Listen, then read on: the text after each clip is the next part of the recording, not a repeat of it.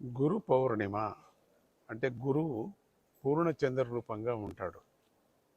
అందుకనే మొదటి మనకు మొదటి వాక్యంలో వచ్చినటువంటి వాక్యంలో యుగాలు ప్రారంభం కాకముందు నుంచి కూడా మొట్టమొదట పరమాత్ముడు ఈ సమస్త జీవులను సృష్టి చేయకముందు ఒక విరుగుడు కనిపెట్టాడు. అంటే అప్పుడు నారదాదులు అందరూ అడిగినప్పుడు ఈ ప్రపంచం సృష్టి అవుతుంది కదా, అనేక జీవరాశులు సృష్టి అవుతారు కదా, అనేక మనుషులు కూడా సృష్టి అవుతారు కదా, మనుషులు మళ్ళీ వాళ్ళు వ్యామోహానికి పడి కామక్రోధాలకు పడి మళ్ళీ జన్మ తీసుకోవటం, మళ్ళీ ఆ చక్రంలో వాళ్ళు తిరిగి నానా అవస్థలు పడతారు కదా, ఏం చేయటం, ఈ సమస్త జీవరాశుల్ని కూడా ముందుకు వీళ్ళకి సద్గతి కలిగేది ఎట్లా? బంగారు అణువుల్లో నుంచి మీరు తీసి వీళ్ళకు జీవరాశుల్ని పోస్తున్నారు.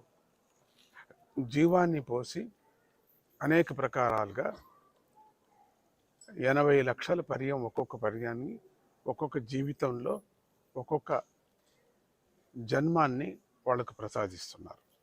చివరి జన్మం మనుష్య జన్మం. ఈ మనుష్య జన్మంలో మళ్ళీ వెనక్కి పడిపోతారు. ఎందుకంటే వాళ్ళు చేసేటువంటి ఒక కర్మలతో, వాళ్ళు చేసేటువంటి అనుసరించేటువంటి కామక్రోధాలతో, మోహములతో మళ్ళీ పాపం చేసి ఆ పాపాన్ని మళ్ళీ అనుభవించటానికి మళ్ళీ పుట్టాల్సి వస్తుంది. ఇటువంటి జీవులకి ఉద్ధరించటానికి మీరు ఏమంటారు అని నారద మహర్షి బ్రహ్మను అడిగినప్పుడు ఆ పరబ్రహ్మ స్వరూపమైనటువంటి నిర్గుణ రూపమైనటువంటి స్వామి ఆయన కనపడ్డాడు. అటువంటి నిర్గుణ రూపమైనటువంటి స్వామి యొక్క సెలవు ఏమి ఇచ్చారంటే, అందుకని మొట్టమొదట సృష్టి కాకముందు నేను ఈ అనంత జీవరాశులు ఉద్ధరించటానికి గురువుని నేను సృష్టి చేస్తాను అన్నారు. అటువంటి గురు రూపమే, గురు మంత్రమే మొట్టమొదటి మంత్రం. గురు బ్రహ్మ గురు విష్ణు గురుదేవో మహేశ్వర గురు సాక్షాత్ పరం బ్రహ్మ తస్మై శ్రీ గురవే నమః. అటువంటి బ్రహ్మను నేను గురువుని సృష్టిస్తాను. ఆ గురువు ఎట్లా ఉంటాడంటే, గురు బ్రహ్మ బుద్ధిని వికసించేవాడు, వికాసం చేసేటువంటి వాడు. బుద్ధి ఎప్పుడు వికసిస్తుందో, వికాసం పొందుతుందో, తర్వాత వికాసం పొందిన తానే సృష్టి చేసుకున్నటువంటి కొన్ని ఏదేది ఈ జీవ రాసుల్లో కనపడినటువంటి ఒక అనుకూలమైనటువంటి పరిస్థితిని రక్షించేవాడే విష్ణువు. అంటే ఉదాహరణకు మనిషి ఏదో కనిపెట్టుకొని ఒక విద్య నేర్చుకొని ఒక పనికి చేరుకొని లేక ఒక వృత్తిని చేస్తూ ఆ వృత్తి నుంచి తాను సంపాదన చేసుకున్నటువంటిది భార్య, పిల్లలు, అట్లనే డబ్బు, దీన్ని రక్షించటానికి విష్ణువు. సృష్టి రూపమైనటువంటి బ్రహ్మ, విష్ణువు దీన్ని రక్షించటానికి విష్ణువు.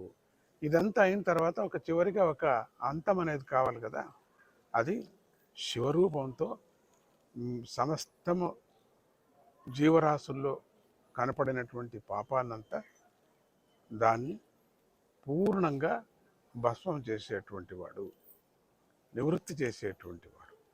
అటువంటి ఈ బ్రహ్మ విష్ణు మహేశ్వరులే గురు రూపము.